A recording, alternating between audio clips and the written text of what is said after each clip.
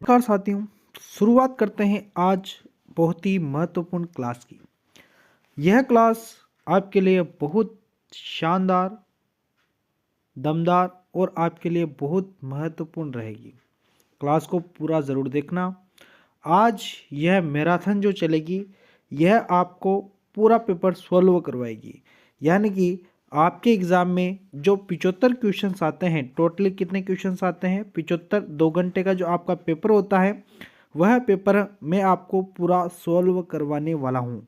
यहाँ पर आप देखेंगे तो यह जो पेपर है 30 जुलाई 2025 को जो एग्ज़ाम हुआ था, उसका पेपर मैं आपको सॉल्व करवाने वाला हूँ। पूरा पेपर ज़रूर देखना, क्योंकि यहाँ पर जो बनने वाले सारे के सारे क्वेश्चंस है वो आपके लिए महत्वपूर्ण है। आपको मैं पहले बता दूँ, क्वेश्चन सारे के सारे एग्जाम में रिपीट होते हैं, इसलिए ओल्ड पेपर आपके लिए बहुत महत्वपूर्ण होते हैं। इसलिए यहाँ पर आप पढ़ेंगे क्या क्या? आप यहाँ पर पढ़ेंगे थ्योरी, यानी कि जो ट्रेड थ्योरी है वह पढ़ेंगे। ठीक है, ट्रेड थ्योरी यहाँ पर आप पढ़ेंगे। उसके बाद में वर्कशॉप कैलकुलेशन के क्वेश्चंस देखेंगे, ईडी के क्वेश्चंस देखेंगे और एम्प्लॉयबिलिटी स्किल्स देखेंगे। यानी कि पूरा एक ही वीडियो में, एक ही क्लास में मैं आपको पूरा पेपर यानी कि 75 क्वेश्चन सॉल्व करवाने वाला हूँ। तो बढ़िया तरीके से पूरा आपको ज़रूर देखना है। क्वेश्चंस आपके सामने जो कि है, पहला question, high pressure sodium wafer lamp circuit में इग्निटर यानी कि चिंगारी देने वाले का उद्देश्य क्या है? देखिए, high pressure sodium wafer lamp जो आता है, इसमें इग्निटर यानी कि चिंगारी देने वाले का उद्देश्य क्या होता है? तो स्टार्टिंग में उच्च वोल्टेज पल्स उत्पन्न करता है। ये स्टार्टिंग में उच्च वोल्टेज पल्स जो उत्पन्न करता है वह कौन होता है? तो इग्निटर होता है। ये ध्यान रखना। यहाँ पर अगला क्वेश्चन जो कि है आपके सामने, व्हाट इज द, यानी कि सुनिए ध्यान से, सोल्डरिंग में कोल्ड सोल्डर दोष का क्या कारण है? अपर्याप्त ताप होता है इसका आंसर। अगला क्वेश्चंस आपके सामने जो कि है, पीड़ित की किस स्थिति को कोमा अवस्था कहा जाता है? तो पूरी तरह से बेहोश होकर लेटे रहना और बुलाने पर भी जवाब न देना। थोड़ा सा मैं आपको बता दूं कि ये इन क्वेश्चनों को आप देखते जाना, हर एक क्वेश्चंस को ध्यान से देखना। और आप यहाँ पर ये जो थ्योरी के क्वेश्चन चल रहे हैं ना, ट्रेड थ्योरी यानी कि इलेक्ट्रिशियन थ्योरी के जो क्वेश्चन चल रहे हैं, इन 38 क्वेश्चनों को आप देखना कि ये क्वेश्चंस कहाँ से पूछे जाते हैं, कहाँ पर ये लिखे हुए हैं, कहाँ आप इनको पढ़ोगे। तो हमने डेली सोमवार से गुरुवार जो क्लास आती है अपनी निम्मी पीडीएफ सॉल्यूशन, तो उन पीडीएफ को आप ज़रूर देखिए, हर एक क्लास को ज़रूर देखिए, क्योंकि वहीं से ही ये 38 क्वेश्चंस आते हैं। इसलिए आपके लिए वो क्लासें बहुत महत्वपूर्ण है। ठीक है, तो रेगुलर तरीके से आप प्लेलिस्ट पर जाकर वहाँ से आप क्लासों को एक एक कर देख सकते हैं। यह जो ओल्ड पेपर जो सॉल्यूशंस है, ये हर शुक्रवार को आपको मिलेगा शाम 7:30 बजे। ठीक है, चलिए अगला क्वेश्चंस पर आते हैं अपन। अगला क्वेश्चंस आपके सामने है। क्वेश्चन जो है वह है कि विभव ट्रांसफार्मर का प्राथमिक तार पतले तार और बड़ी संख्या में घुमावों से क्यों लपेटा जाता है? जो ट्रांसफार्मर होते हैं, विभव ट्रांसफार्मर जो होते हैं, उनमें जो प्राइमरी वाइंडिंग के जो तार है वो पतले तार और ज़्यादा संख्या में क्यों लपेटे जाते हैं? तो जो प्राथमिक वाइंडिंग होती है उसको उच्च प्रेरण देने के लिए। ठीक है, अगला क्वेश्चन आपके सामने जो कि है, मापन उपकरणों पर लोडिंग प्रभाव के कारण कौन सा कारक प्रभावित होता है? तो ये होता है लो सेंसिटिविटी। अगला क्वेश्चन आपके सामने, चित्र में दिखाए अनुसार सर्किट का कुल वोल्टेज क्या है? ध्यान से देखना, यहाँ पर यह सर्किट दिखाया गया है, इसका कुल वोल्टेज पूछा गया है। आंख मीच कर इसका आंसर देना। हमेशा जब भी इस तरीके से पैरेलल यानी कि समांतर में जो यहाँ पर सेल जुड़े हुए हैं, ये सेल सारे टोटली, यहाँ अगर आपको नज़र नहीं आ रहा हो तो मैं थोड़ा सा जूम करके यहाँ पर इस तरीके से लिख देता हूँ। यहाँ पर प्रत्येक सेल 1.5 वोल्ट का है, तो इस तरीके से जुड़ा हुआ है। तो यहाँ पर अगर समांतर में है तो टोटल जो मान होगा वो भी क्या होगा 1.5 ही होगा। इनको जोड़ने की आप कोशिश मत करना, बस जो 1.5 दिया है यही आपका क्या होगा सही आंसर होगा। अगला क्वेश्चन, चित्र में दिखाए गए उपकरण का नाम क्या है? इस उपकरण को ध्यान से देख लें, इस उपकरण का नाम क्या है? तो इस उपकरण का जो नाम है वह क्या होता है? तो वह होता है डायगोनल कटिंग प्लायर, ठीक है ना, डायगोनल कटिंग प्लायर इसको कहा जाता है। नेक्स्ट क्वेश्चन से, घरेलू वायरिंग इंस्टॉलेशंस में टेस्ट का प्रकार क्या है? टेस्ट का प्रकार आप ध्यान से देख लीजिए, ये बहुत ही महत्वपूर्ण है, ये बार बार इस साल पूछा गया था हर एक बच्चे से। तो ये होता है ध्रुवता टेस्ट। क्या होता है? ध्रुवता टेस्ट होता है। अगला क्वेश्चन आपके सामने जो कि है, पृथ्वी प्रतिरोध को मापने के लिए इलेक्ट्रोड को एसी की आपूर्ति करने का कारण क्या है? तो यह कारण यह है कि इलेक्ट्रोलाइटिक ईएमएफ इंटरफेरेंस के प्रभाव से बचाना, है ना। अगला क्वेश्चन आपके सामने है, केबल के इंसुलेशंस की मोटाई को कौन सा कारक तय करता है? तो वह होता है वोल्टेज। यहाँ पर मैं आपको ज़्यादा नहीं समझा पाऊंगा क्योंकि ये जो क्वेश्चंस है ना, ये मैं वहाँ पर निम्मी की जो पीडीएफ का जो सॉल्यूशंस करवा रहा हूँ पूरा, वहाँ पर मैं हर एक क्वेश्चन को अच्छी प्रकार से वहाँ समझा रहा हूँ। तो यहाँ पर ओनली आपको डायरेक्टली आंसर बताऊँगा ताकि आपको ये पता रहे कि क्वेश्चंस कैसे आते हैं, कहाँ से आते हैं, किस टाइप के क्वेश्चंस होते हैं एग्जाम में। इनको याद कर लेना, इम्पोर्टेंट तो है ही। अगला क्वेश्चन आपके सामने है, चित्र में चुंबक का कौन सा गुण दर्शाया गया है? तो यहाँ पर ये कौन सा गुण दर्शाया गया है? तो देखिए ये दिशा दर्शा रहा है, यानी कि निर्देशात्मक गुण।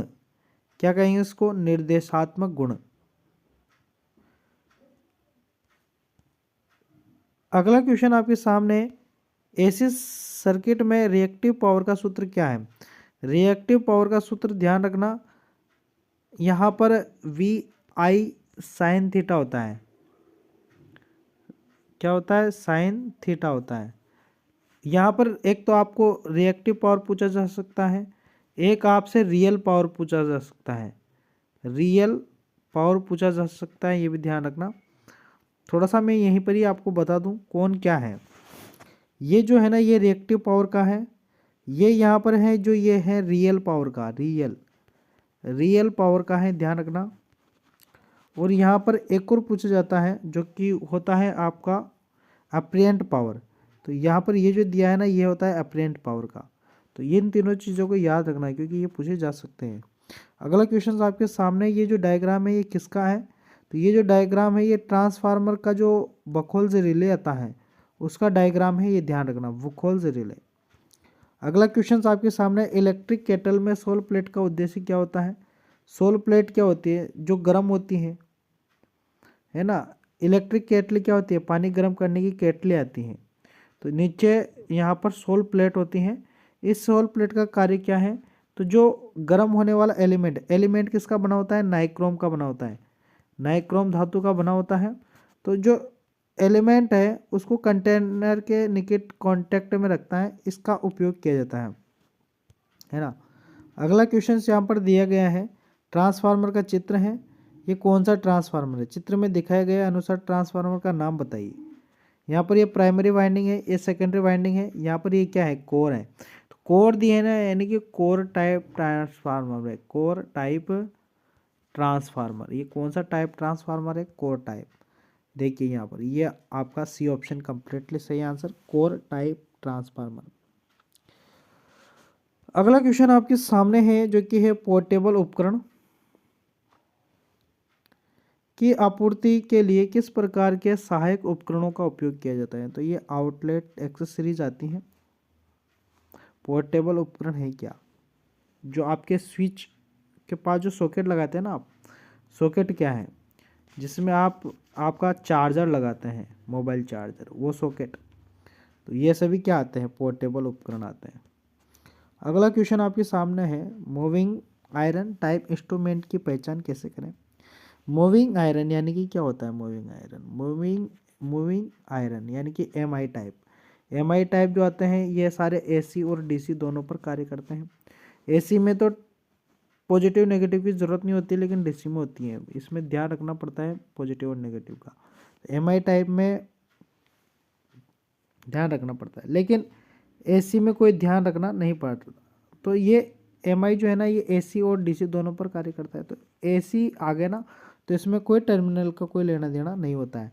एक और देखिए, एक और यहाँ पर देखिए, जैसे कि मूविंग आयरन है ना, इसी प्रकार से एक और टाइप चलता है जो कि एमसी प्रकार। एमसी यानी कि मूविंग क्वाइल। मूविंग क्वाइल में क्या होता है, ये ओनली डीसी के लिए कार्य करता है। तो यहाँ पर पॉजिटिव नेगेटिव देखना जरूरी होता है। तो यहाँ पर तो आपका क्या आंसर हो जाएगा, नो टर्मिनल मार्किंग। अगला क्वेश्चन आपके सामने दिया गया है, चित्र में दर्शाए गए सर्किट का नाम क्या है। यहाँ पर ये सर्किट है, ध्यान से देखना। यहाँ पर ये एक लैंप, दूसरा लैंप, तीसरा लैंप और चौथा लैंप। यहाँ पर 4 लैंप लगे हुए हैं।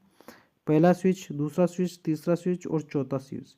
यहाँ पर ये 4 लैंप है और 4 स्विच हैं, है ना। उसी के अकॉर्डिंग यहाँ पर ये वायरिंग की गई है। तो ये जो वायरिंग है, ये गोडाउन वायरिंग है। कौन सी वायरिंग है, गोडाउन वायरिंग। यहाँ से एक और क्वेश्चन पूछा जाता है, ये भी आप ध्यान रखना कि ये जो 4 लैंप कंट्रोल कर रहे हैं।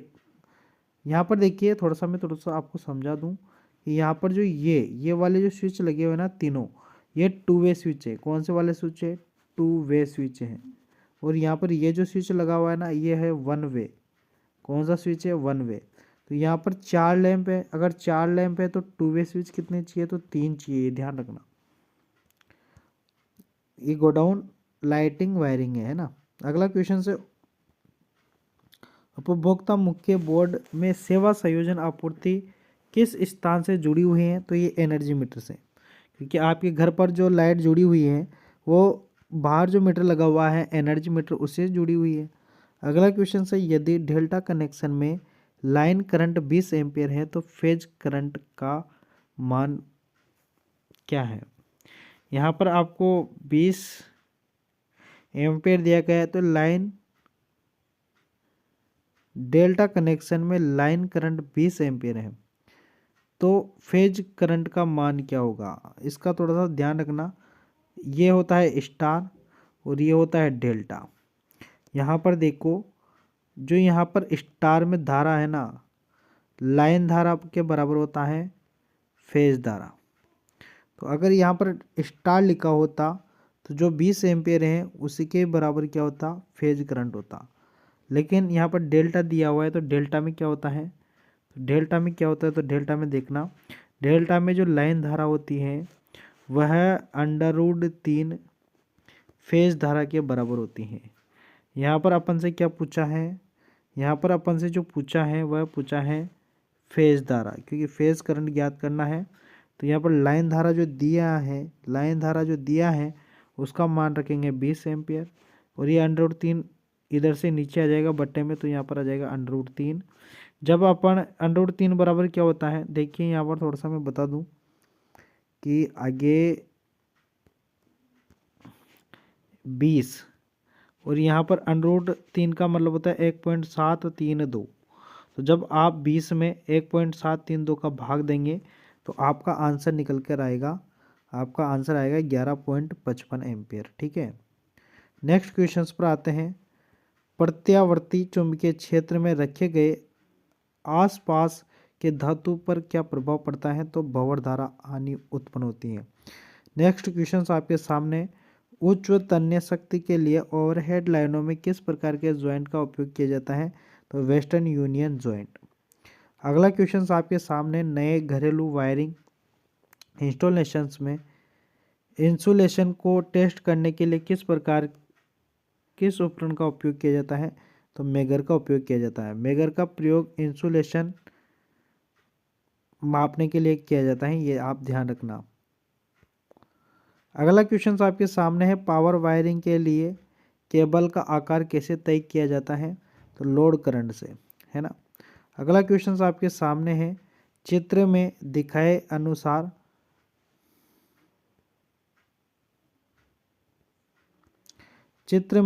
दिखाए अनुसार आरसी समांतर परिपथ की लाइन करंट की गणना करने का सूत्र क्या है। देखिए यहाँ पर ये कैपेसिटर जुड़ा हुआ है, यहाँ पर रजिस्टर जुड़ा हुआ है और यहाँ पर एसी सप्लाई दी गई है ना। तो यहाँ पर अपन को लाइन करंट ज्ञात करना है। लाइन करंट ज्ञात करने का जो फॉर्मूला है वो यहाँ पर लिखा हुआ है, आई एल बराबर अंडर रूट प्रतिरोध की धारा प्लस कैपेसिटर की धारा का स्क्वायर, दोनों का स्क्वायर कर देना है। यहाँ पर लाइन धारा अपन को मिल जाएगी, है ना। अगला क्वेश्चन आपके सामने है जो कि ब्रिटानिया टी जोड़ का क्या उपयोग है। ब्रिटानिया टी जोड़ का उपयोग ये होता है कि जैसे कि ये कोई जोड़ है, इसमें किसी भी प्रकार का कोई दूसरा सप्लाई जोड़ना है ना, तो वहाँ पर टी जोड़ किया जाता है। जैसे कि ये आकृति टी बन गई तो ये टी जोड़ है।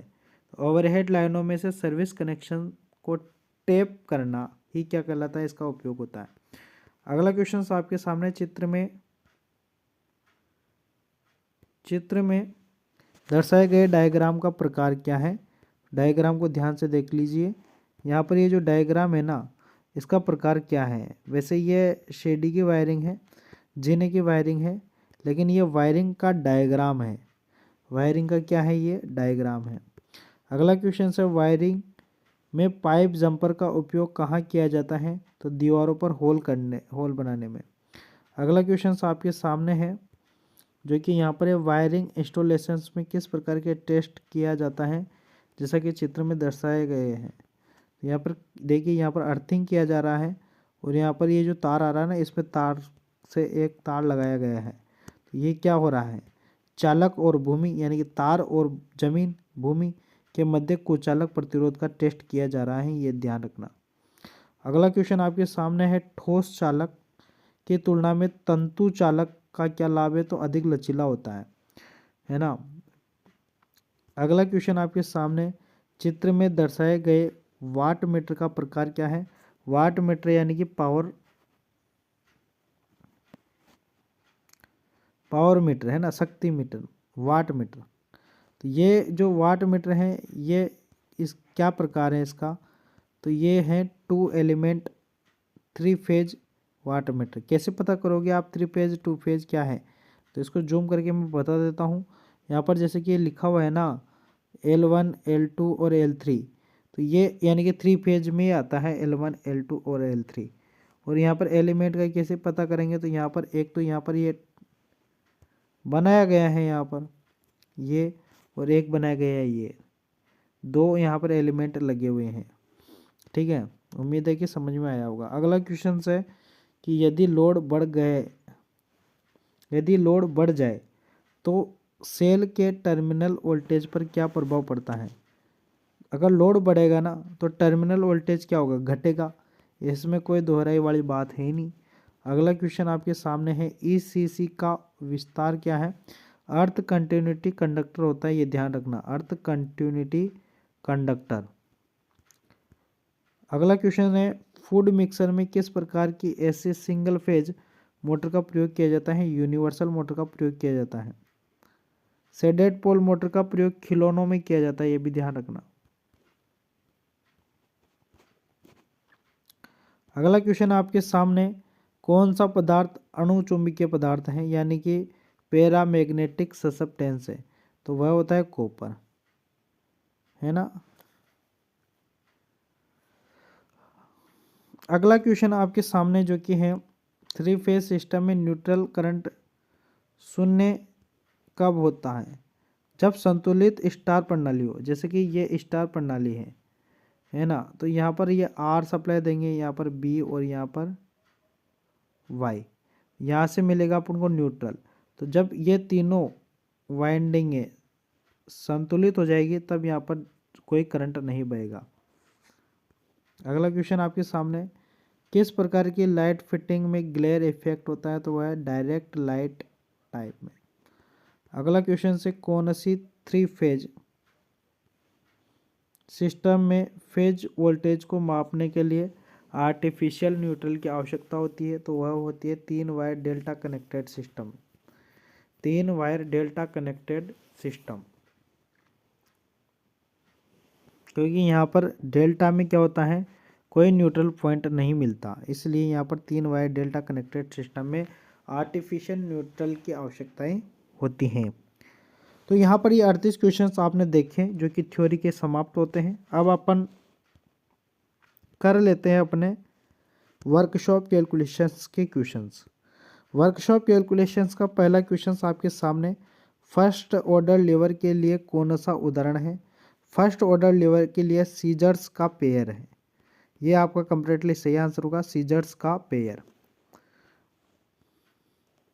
ये यहाँ पर फर्स्ट ऑर्डर लीवर की बात की गई है।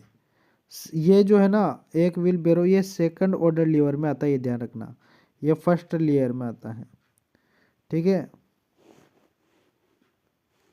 अगला क्वेश्चन यहाँ पर है, पानी का क्वथनांक क्या होता है? पानी का क्वथनांक 100 डिग्री सेल्सियस होता है, ये ध्यान रखना।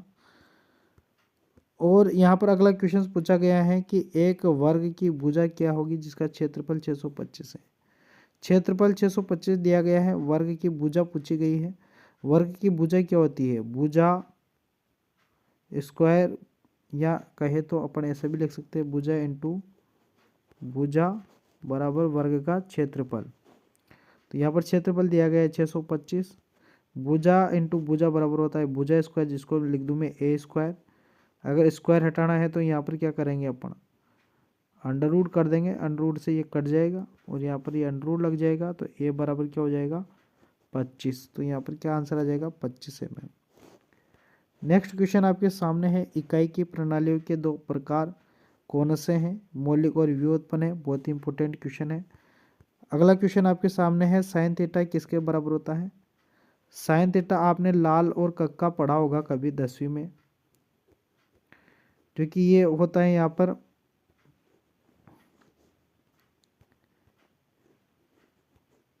ये होता है साइन, ये होता है कोस और ये होता है टेन, है ना। और इसका उल्टा साइन कोस टेन, यानी कि यहाँ पर साइन बराबर क्या हो रहा है लाल बट्टा कक्का। लाल बट्टा कक्का वैसे आपने इस तरीके से इसको भी पढ़ा होगा कि ये लंब होता है ना, और ये यहाँ पर कर्ण होता है और ये यहाँ पर आधार होता है। तो देखिए अभी मैंने बताया था लाल बट्टा कक्का में यहाँ पर ये लंब और ये कर्ण है। तो लंब क्या है ये और कर्ण क्या है ये, है ना। यहाँ पर आंसर क्या होगा? तो देखिए यहाँ पर देखिए ऑपोजिट साइड लाल बट्टा कक्का मैंने बताया आपको, तो लंब और कर्ण, और लंब और कर्ण को क्या कहते हैं? लंब और कर्ण को बोलते हैं कि ये होते हैं ऑपोजिट साइड और ये होती है हाइपोटेन्यूज। ठीक है, और एक और चलता है जिसको बोलते हैं एडजेसेंट, है ना। तो यहाँ पर इन तीनों को याद रखना है, इसलिए यहाँ पर क्या हो गया, सी ऑप्शन कंप्लीटली सही आंसर हो गया, ऑपोजिट साइड और हाइपोटेन्यूज। अगला क्वेश्चन से, पानी का विशिष्ट ऊष्मा का मान क्या होता है? एक होता है, ये आप रट लेना इसको बराबर। अगला अब आते हैं अपन इंजीनियरिंग ड्राइंग के क्वेश्चंस पर।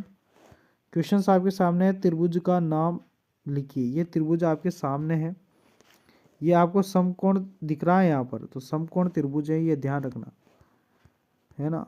ये देखिए समकोण त्रिभुज, यही अपना कंप्लीटली सही आंसर। अगला क्वेश्चन, एक मानक अभ्यास के रूप में कौन सा शीर्ष ब्लॉक स्थिति सही है? शीर्ष मतलब ब्लॉक की स्थिति, जैसे कि ये क्या होते हैं, इंजीनियरिंग ड्राइंग में सीट होती है जिस पर ड्राइंग बनाई जाती है। ये सीट ऐसी होती है कि इस तरीके से होती है चौकोर, है ना, और इसके अंदर एक टाइटल ब्लॉक होता है। टाइटल ब्लॉक इस जगह पर होता है, इस कोने में, इस जगह। तो जिसमें इस जगह टाइटल बॉक्स होगा वही अपना सही होगा, है ना। तो ध्यान से देखो यहाँ पर टाइटल बॉक्स इस कोने में है, तो ये तो अपना सही नहीं होगा।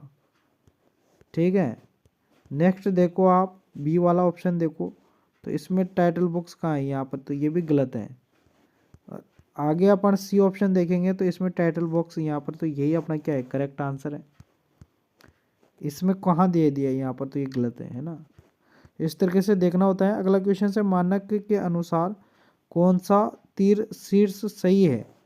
तीर शीर्ष देखिए इस तरीके से तीर होते हैं जो कि लंबा होता है, बढ़िया तीखा होना चाहिए। ठीक है, तो इस तरीके से होना चाहिए, 1:3 में होता है, चौड़ाई 1 और अनुपात इसके 3 गुना लंबाई होती है। देखिए भरा हुआ होना चाहिए, ये लंबा है, दोनों भरे हुए हैं लेकिन यहाँ पर ये लंबा है।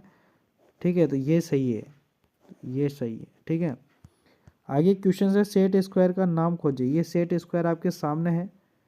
यहाँ पर देखिए ये वाला और ये वाला दोनों साइडों से आपको बराबर नजर आ रहा, तो ये 45 90 45 होता है।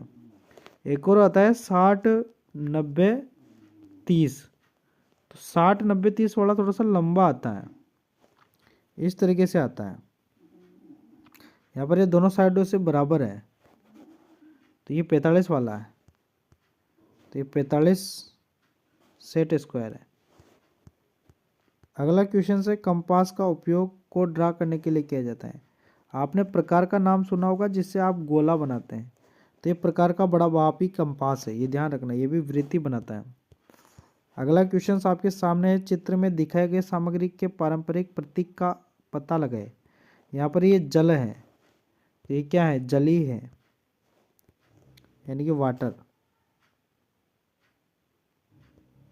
अब आते हैं एम्प्लॉयबिलिटी स्किल्स के क्वेश्चंस पर, जो कि अब 25 क्वेश्चंस हो रहे हैं। बहुत ही शानदार क्वेश्चंस हैं। उम्मीद है कि आप क्लास को अच्छी तरीके से पूरी देख रहे होंगे, क्योंकि आपके लिए ही ये क्लास बनाई गई है, जो कि बहुत ही शानदार क्लास है।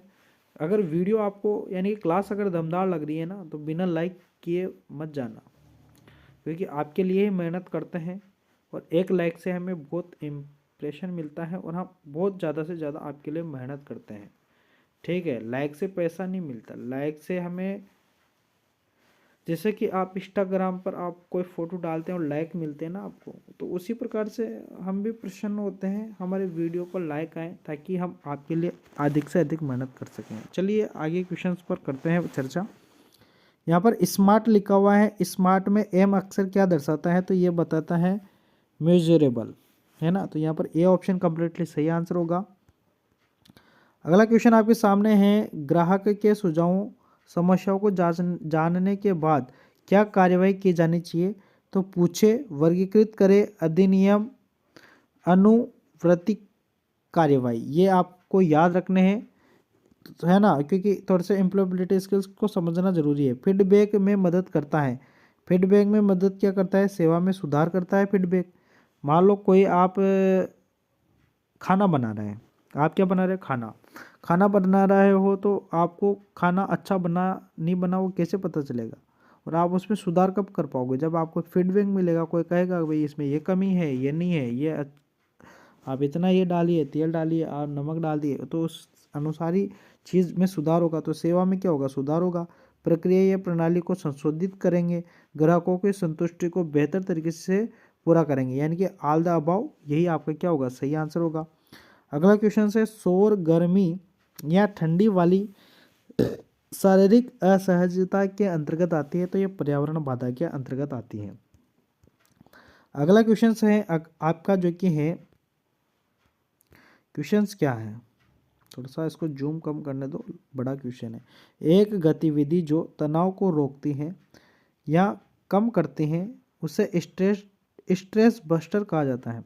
आपके अनुसार निम्नलिखित में से कौन सा एक स्ट्रेस बस्टर नहीं है। देखिए, मान लो आप तनाव में हो, है ना, आपका शरीर भारी हो रहा है, तनाव में हो, स्ट्रेस बढ़ रहा है, तो आपको क्या करना है, गार्डन में घूमने जाना है, संगीत यानी कि गाने सुनने मधुर मधुर, समय पर बिस्तर जाना यानी कि समय पर सो जाते हो, तो इससे क्या होता है, तनाव कम होता है। लेकिन लंबे समय तक समस्या के बारे में सोचते रहना, इससे तनाव घटता नहीं है और बढ़ता है। तो यहाँ पर पूछा जा रहा है कि कौन सा नहीं है, तो यह नहीं है। अगर आप सोचते रहोगे तो यह नहीं है सही तरीका स्ट्रेस को कम करने का। सी ऑप्शन यहाँ पर कंप्लीटली सही आंसर। अगला क्वेश्चन से SWOT विश्लेषण में कौन सी जोड़ी सहायक है, तो यहाँ पर देखिए S और O है, जो कि ताकत और अवसर।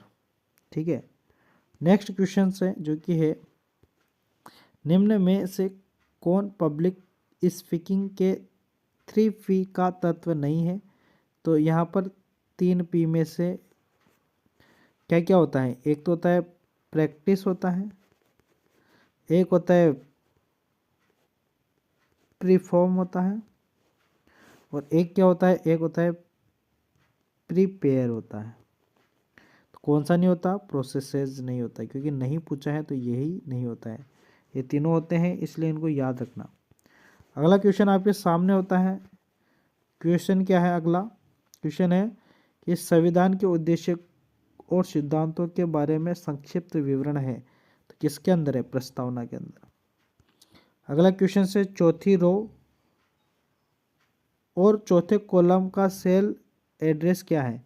देखिए, जो आपने कंप्यूटर चलाया हो कभी, उसमें एक्सेल खोला हो, एक्सेल होता है जिसमें इस तरीके की लाइनें होती हैं, और इस तरीके से ये जो खड़ी खड़ी लाइनें हैं ना, ये जो मैंने पिंक कलर की लाइनें बनाई, इनको बोला जाता है कॉलम। और यहाँ पर थोड़ा सा अलग कलर से बनाता हूँ मैं, ये जो बनाई ना मैंने, ये बना रहा हूँ मैं रो। ये क्या बना रहा हूँ? रो।